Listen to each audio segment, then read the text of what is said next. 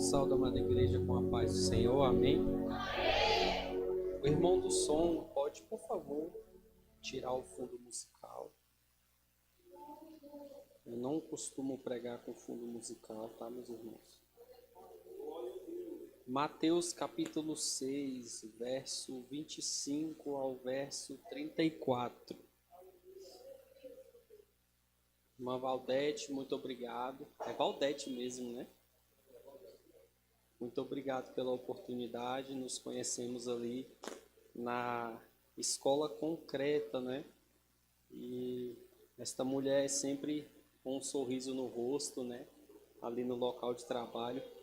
Tenho certeza de que é uma mulher de Deus.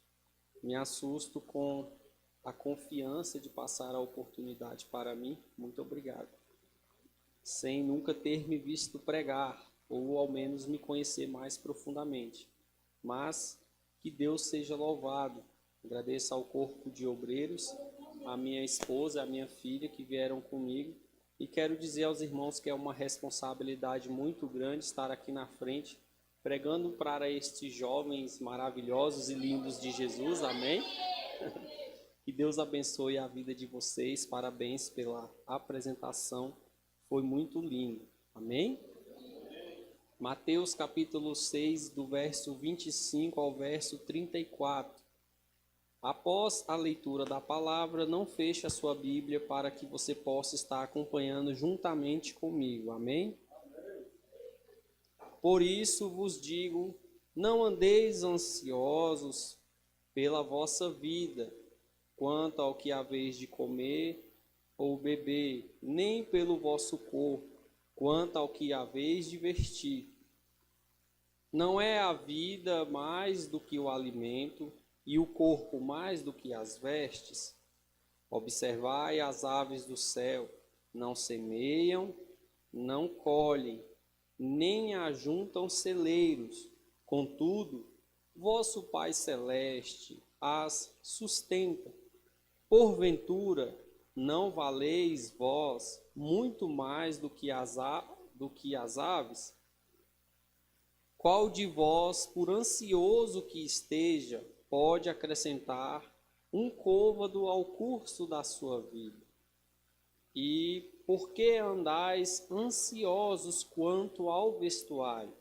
Considerai como crescem os lírios do campo, eles não trabalham nem fiam. Eu, contudo, vos afirmo que nem Salomão, em toda a sua glória, se vestiu como qualquer deles. Ora, se Deus veste assim a erva do campo, que hoje existe e amanhã é lançada no forno, quanto mais a vós outros, homens de pequena fé. Portanto, não vos inquietais, dizendo: que comeremos, que beberemos, ou com que nos vestiremos? Porque os gentios é que procuram todas estas coisas, pois vosso Pai Celeste sabe que necessitais de todas elas. Buscai em primeiro lugar o reino de Deus e a sua justiça, e todas estas coisas vos serão acrescentadas. 34 e último.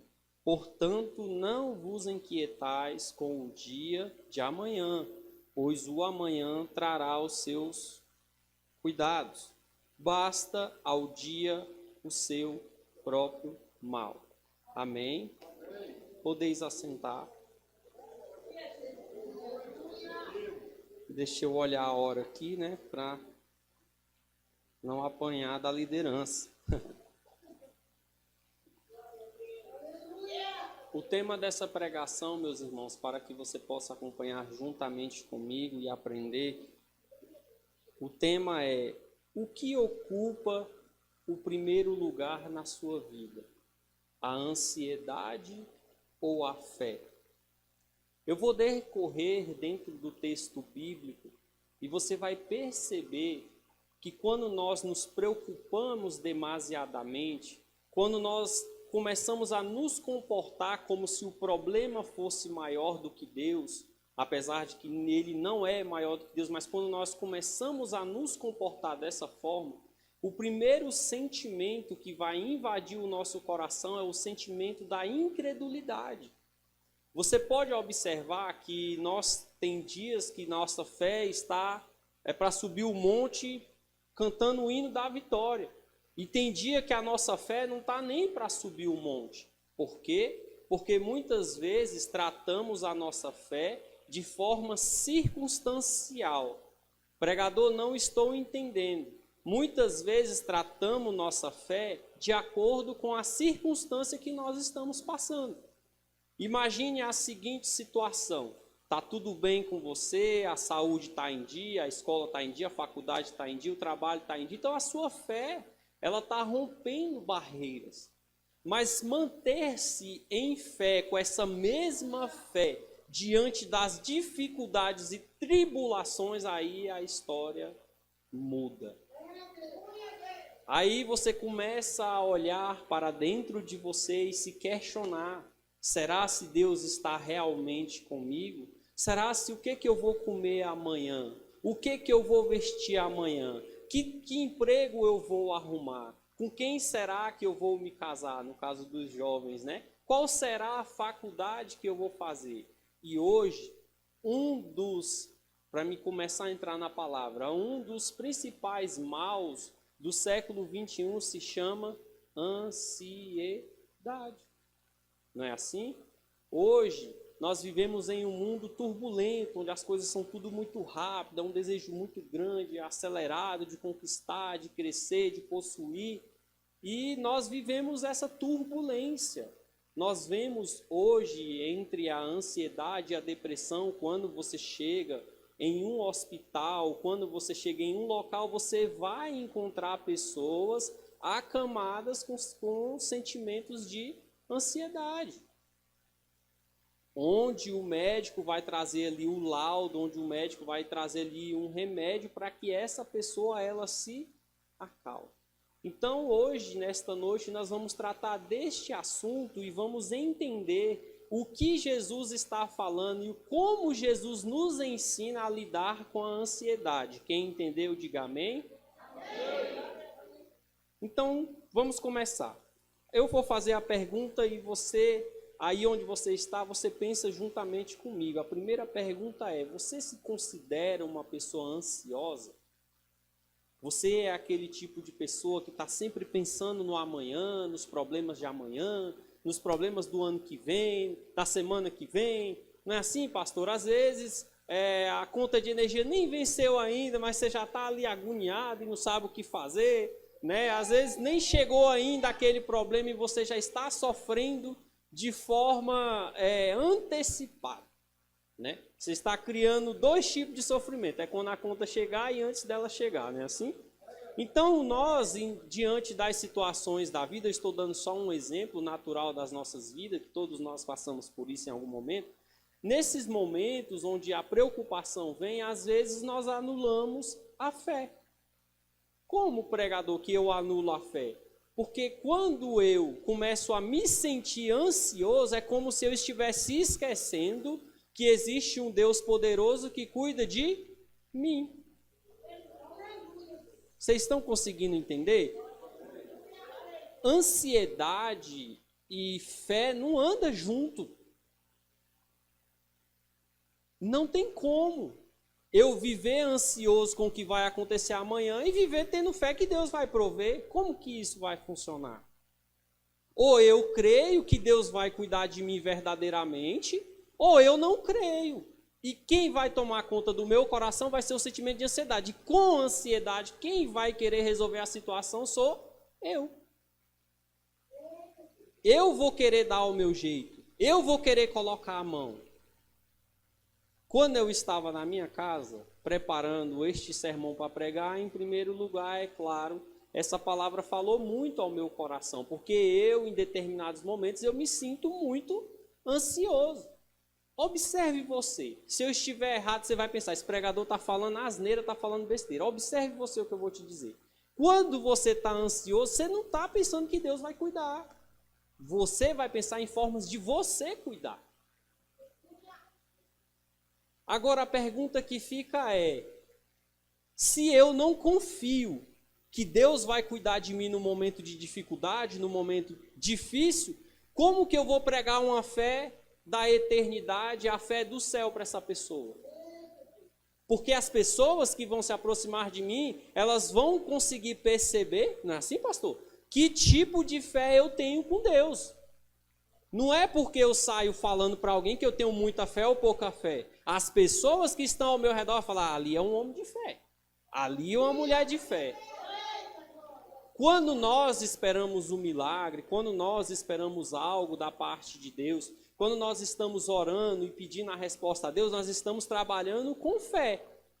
Quando nós começamos a ficar ansiosos, preocupados, agoniados, angustiados, a fé já acabou.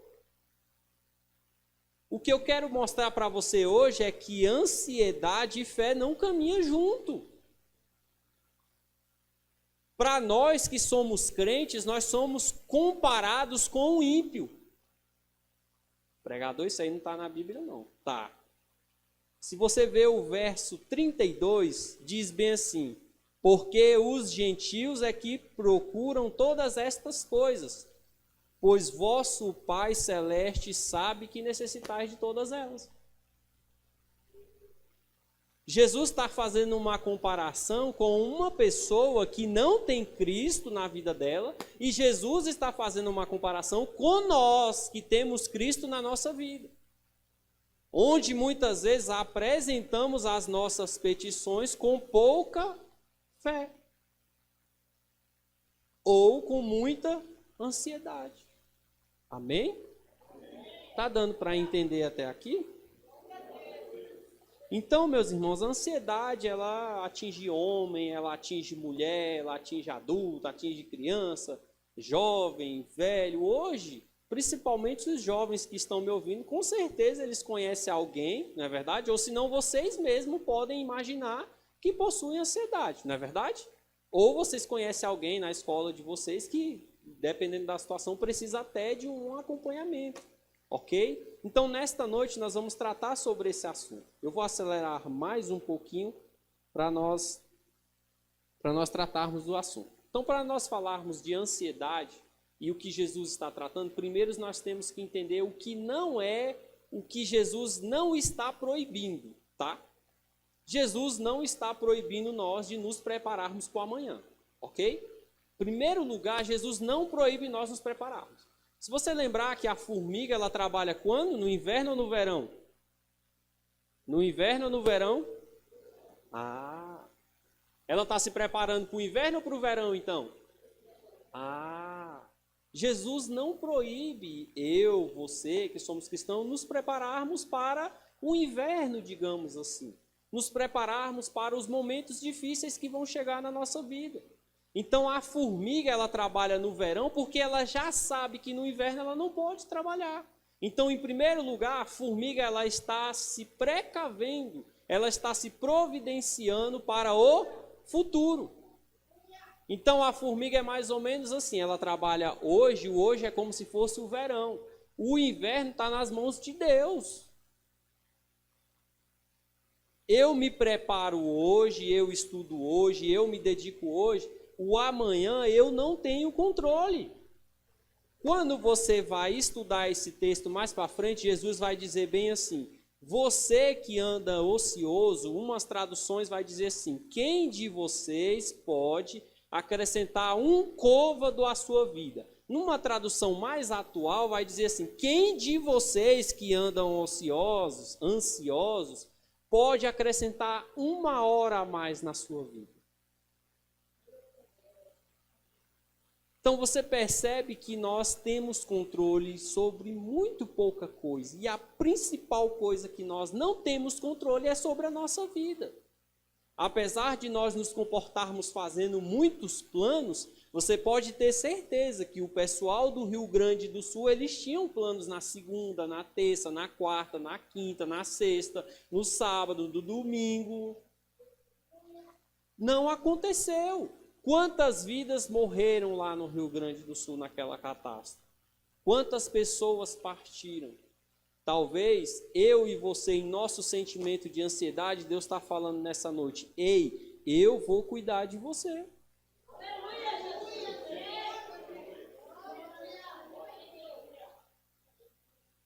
vou fazer você entender uma coisa.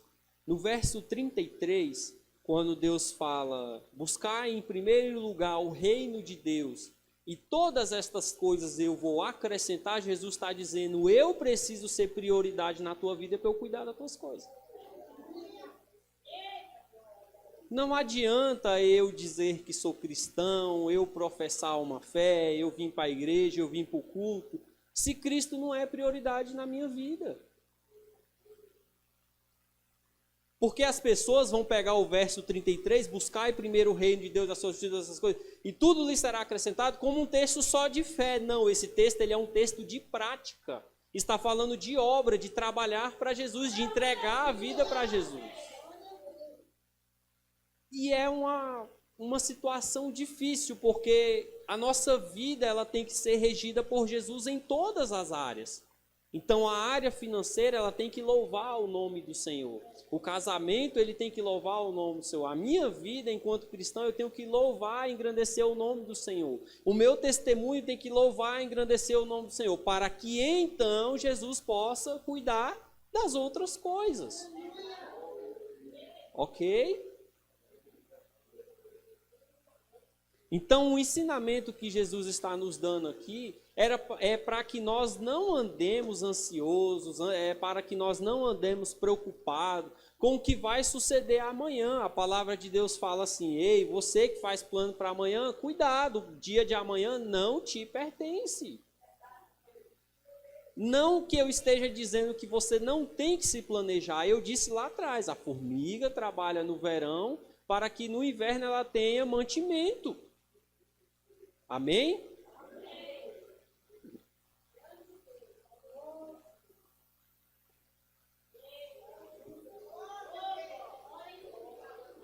Filipenses capítulo 4, verso 6 diz bem assim, não andeis ansiosos de coisa alguma.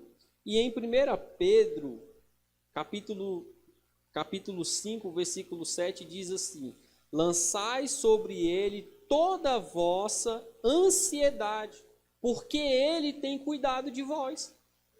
Sabe qual que é o nosso problema? É que às vezes nós queremos, com licença pastor, às vezes nós queremos pegar na mão de Deus e ajudar Deus a fazer as coisas. Vem aqui Deus, Deus faz assim, Deus me ajuda aqui, mas é assim que eu quero Deus. E nós não temos o poder de fazer isso. Quando estamos ansiosos, você já prestou atenção, irmão? Quando nós estamos ansiosos, a gente começa, Deus, por que isso, por que aquilo? E a gente começa a seguir aquele questionamento, e aquela não é assim, e aquela batalha de oração ali, você conversando com Deus. Ei, a forma que Deus vai trabalhar, Ele vai sustentar você, Ele vai cuidar de você.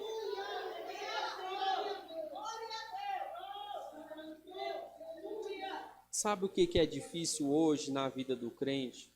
Vocês que são jovens, nós que somos adultos, aqui serve para todos nós.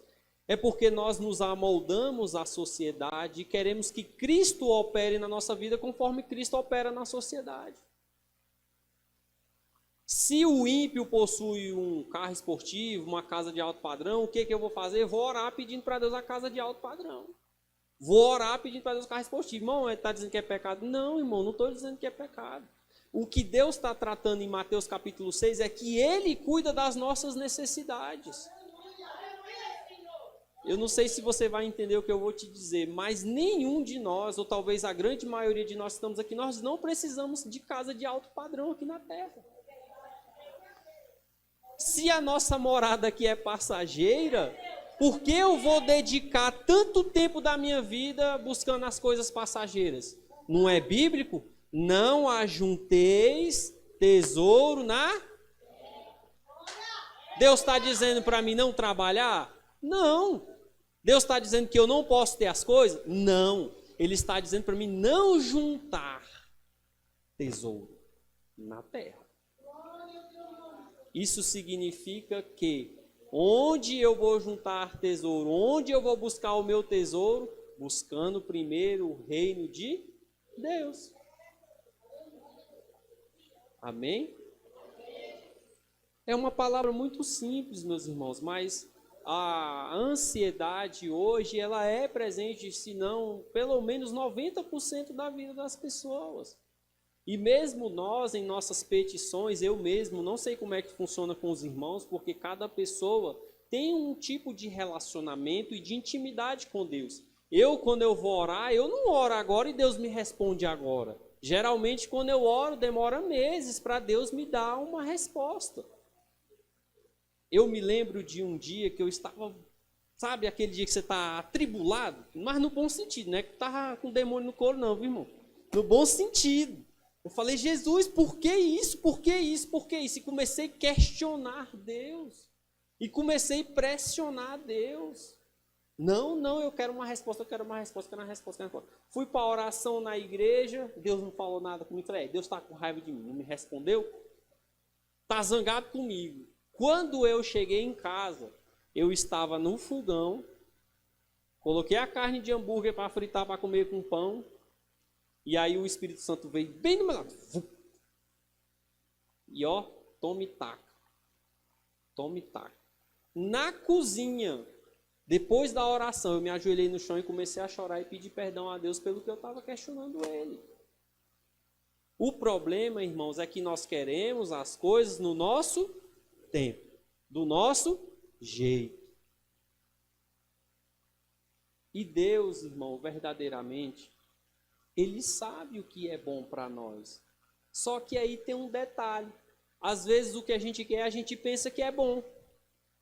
E Deus que está vendo lá na frente, está vendo que aquilo não vai ser bom para nós.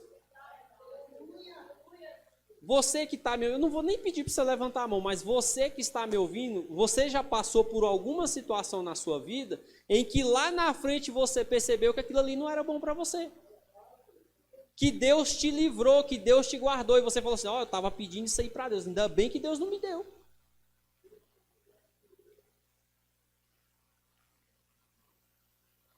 Nós precisamos, irmãos, amadurecer enquanto crentes e ter a certeza que Deus cuida das nossas necessidades. E eu estou falando de necessidade.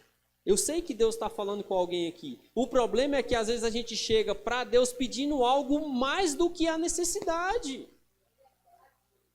Irmão, por mais que você tenha algo no seu coração, às vezes esse não é o desejo de Deus para a tua vida. Imagine, irmão, vou falar algo que pode até escandalizar alguém, mas presta atenção no que eu vou falar. Imagina que o irmão quer muito um carro de 200 mil reais. E Deus olha para o coração do irmão e vê que o irmão tem que andar num carro mais simples. Aí o irmão vai lá questionar. Eu estou dando um exemplo, tá? Isso aqui é um exemplo.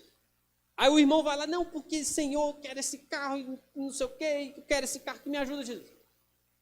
E você na sua busca de oração, aí Deus vai começando a moldar seu coração, aí chega o dia que Deus te dá o carro simples. E você vai entender que aquele carro simples te leva no mesmo lugar que o outro carro que você queria.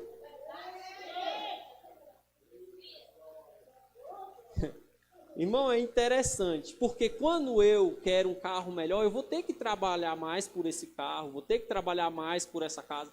A nossa vida hoje, o nosso trabalho secular hoje, os irmãos sabem como que funciona. Quem trabalha em Brasília sai de casa 4, 5 horas da manhã, chega em casa 7, 8 da noite, vem para o culto na correria, a mãe às vezes ainda vai fazer uma janta em casa, lavar uma roupa, cuidar do menino.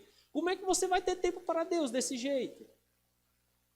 Aí se você arruma dívida e mais dívida e mais dívida, onde que Deus está nisso? Não, mas isso aqui é para honrar e glorificar o nome de Deus. Sim, mas você não vai ter tempo de estar na igreja, você não vai ter tempo de visitar um irmão, você não vai ter tempo de orar, você não vai ter tempo de jejuar, você não vai ter tempo de nada. Isso é o mundo que nós vivemos. Estou dizendo para alguém não conquistar as coisas? Negativo, eu não estou falando isso. Eu estou dizendo que nós precisamos ter sabedoria. O texto, esse texto de Mateus 6, você pode pegar ele e voltar na sua casa e subir e descer. Deus está falando aqui de necessidade. Deus está falando que vai cuidar de nós das pequenas coisas que nós precisamos. O texto trata de alimento e o texto trata de quê? De roupa. Quando você vai para Mateus capítulo 7, quando você vira a página da sua Bíblia, você vai ver Deus falando: se vocês que são maus, olha só, nos comparando, viu, com pessoas ruins. Se vocês que são maus, se o seu filho lhe pedir um peixe, tu não vai dar uma cobra para ele. Se teu filho te pedir um pão, tu não vai dar uma pedra para ele tentar comer. Quanto mais o teu Pai que está no céu. Olha só, irmão. Olha como Deus cuida de nós. Mas é na necessidade. É na necessidade.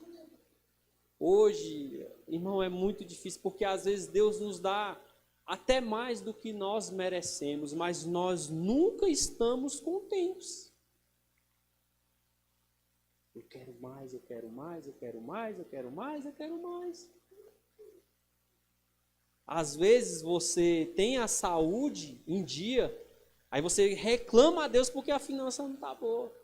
Às vezes você tem a finança boa e você reclama a Deus porque a saúde... Você quer viver uma vida perfeita, você quer viver dentro de uma redoma de vida. Não, eu sou cristão, agora eu sou intocável. Existe isso na vida do crente? Nós somos intocáveis? Não somos. Se fosse para ser intocável, o texto não seria: no mundo tereis aflição, no mundo sereis intocáveis. No mundo não sofrerá dor de cabeça. No mundo não gripará. No mundo não ficará desempregado.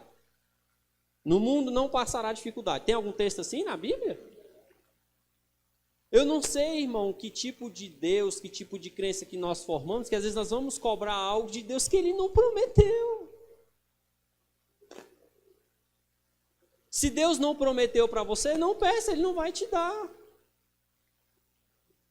É interessante observarmos, porque o texto de Romanos, ele diz que, Romanos capítulo 8, fala que nós não sabemos orar como convém. Não sabemos pedir, não sabemos nos apresentar diante de Deus. Eu falei essa semana para uma pessoa dentro do meu carro, um católico. Ele falou bem assim para mim, ele falou: nossa, eu vejo assim os cristãos pregando. Ele até citou o nome de uma igreja, a Deus e Amor, a forma que eles pregam. É muito difícil viver da forma que eles ensinam. Um católico falando que é difícil ser crente. Ele está errado? Ele está errado?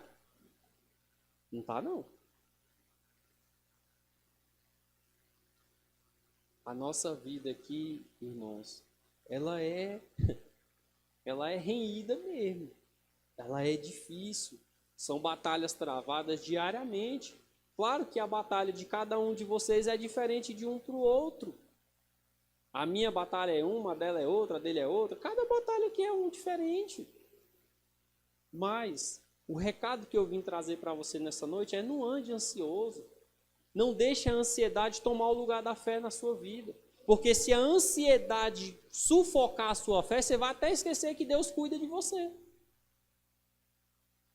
Há quem diga, irmão, que mas pastor, você não sabe missionar, você não sabe o que eu estou passando. Não, eu não sei o que você está passando. Mas eu tenho certeza que Deus está cuidando de você dentro do que você está passando.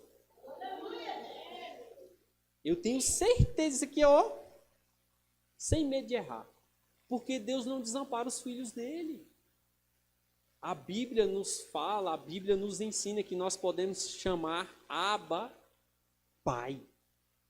Olha o peso, olha o tamanho da grandiosidade. Nós podemos olhar para o Criador do céu e da terra e chamá-lo de Pai. Deus está cuidando de você. Deus está cuidando da sua casa. Mesmo que a situação não esteja como você quer, Deus está cuidando de você. Porque, né, irmãos, quem de nós aqui às vezes não pode dizer: não, a minha vida não está do jeito que eu quero. Não é assim? Não, eu não queria estar assim. Mas às vezes, irmão, está do jeito que Deus quer. Não está do jeito que nós queremos, mas está do jeito que Deus quer. E se nós somos bons servos, vamos obedecer e continuar seguindo em frente. Amém? Já estou finalizando. Viver preocupado, viver ansioso, viver agoniado, isso não vai te trazer um bom estado de espírito. Você vai ver, espero que aqui na igreja não tenha isso, tá? Mas você vai ver, às vezes, pessoas ímpias como um barril de pólvora. Se tu chutar o pé dela é perigoso ela não chutar os teus pés, chutar as tuas duas pernas para tu voar lá em cima e cair. De tão estressada que as pessoas andam. As pessoas andam por aqui assim. Ó. Tá olhando o que aí? Me conhece de algum lugar? Não, desculpa aí, irmão. Jesus te ama, viu? Negócio de Jesus te ama, rapaz, vai lá. É ou não é assim? A ansiedade, a depressão, esses problemas que nos rodeiam, às vezes nós esquecemos que nós temos que ser mansos e humildes. Mansidão não é ser besta, não é você viver sendo enganado. Não, irmão, ser manso é você saber tratar as situações com sabedoria. Mansidão é tratar as situações com sabedoria. Então hoje, se eu que estou aqui pregando para você, estou aprendendo que eu tenho que andar em fé, eu tenho que andar em fé. Irmão, reconheço, sou ansioso mesmo. Então no final do culto nós vamos orar. Vamos orar uns pelos outros para que a nossa fé não venha desfalecer diante das situações. Para que a ansiedade não seja o sentimento que rege a nossa vida. Eu conheço pessoas que a ansiedade rege a vida dela. Tudo é problema, tudo é culpa da ansiedade. Não é porque eu sou ansioso, porque isso, porque... Sim, você não tem Jesus para nada, então. Precisamos, irmãos, ter fé. Se nós tivermos fé verdadeiramente, se nós colocarmos o Senhor Deus em primeiro lugar na nossa agenda, porque às vezes é muito fácil Deus ir lá para o final da agenda, é tanta coisa que a gente tem para fazer, né? O nosso dia é tão cheio. Imagina aí Jesus aí, ô missionário Vinícius, arruma um tempo aí para tu falar comigo na palavra. Ora um pouquinho, missionário, fala comigo um pouquinho. E eu, não, peraí, Jesus, é porque eu tenho que trabalhar, eu tenho que fazer isso, eu tenho que fazer aquilo outro, eu tenho que fazer aquilo outro. Pensa aí onde você está. Deus está no topo da agenda da sua vida?